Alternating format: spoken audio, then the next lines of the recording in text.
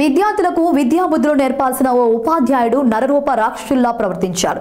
నాగర్ కర్నూలు పట్టణంలోని ఓ ప్రైవేట్ పాఠశాలలో 10వ తరగతి విద్యార్థిని విచక్షణ రహితంగా చితకబాదాడు. దీంతో విద్యార్థి తల్లిదండ్రులు పాఠశాల ముందు ఆందోళనకు దిగారు. జిల్లా విద్యాధికారి ఉపాధ్యాయుడిపై కఠిన చర్యలు తీసుకోవాలని డిమాండ్ చేశారు.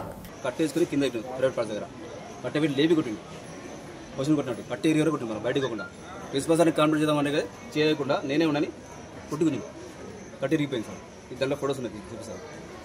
ఇది జరిగింది.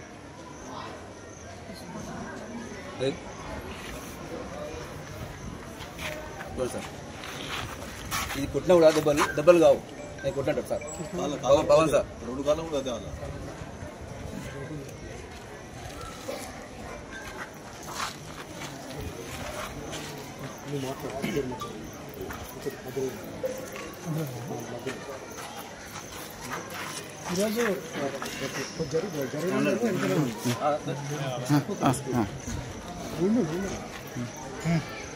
ఈరోజు నాగర్ కర్నూలు జిల్లా కేంద్రంలో ప్రిజం స్కూల్లో 10వ తరగతి చదువుతున్న అబ్బాయి మీద పవన్ అనే టీచర్ చాలా దారుణంగా పశువులను కొట్టినట్టు కొట్టి మళ్ళీ అడ్మిట్ రాసుకోపో అని చెప్పడం చాలా దారుణం.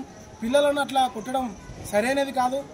దీని మీద మన డిఈఓ గారు ఎమ్మడే గోవిందరాజులు గారు ఈ స్కూల్ పైన చర్య తీసుకోవాలి. ఇలాంటి స్కూళ్లను శాసిస్తూ ఈ పవన్ టీచర్పై చర్య తీసుకోవాలి. అదేవిధంగా విద్యార్థులతోన ఫీజులు కట్టాలని రోజు వేధింపులు చేస్తున్నారు.